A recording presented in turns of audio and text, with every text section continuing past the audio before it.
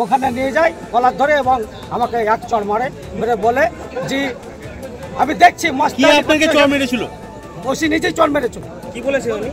বলছে তুমি এখানে মস্তানি করতে এসছো, মস্তানি ঘুচিয়ে দেবো, এমন জব্দ করবো তুমি মুতে জামা কাপড়ে মুতে দেবে, এই বলে আমাকে ওখানে বসে রাখলো।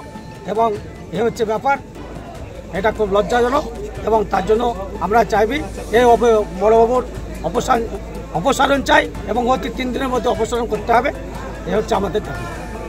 আন্দোলনের মস্তান হুসি নবগ্রাম থানায় এটা থাকবে না, চলতে পারে না, কারণ তিনি এখানে একটা গণ্ডগোল পাকাবার ষড়যন্ত্র নিয়ে তিনি এখানে এসেছেন এবং সেই ষড়যন্ত্রের প্রথম পদক্ষেপ হিসাবে এই ধরনের ভূমিকা তিনি পালন করেছেন।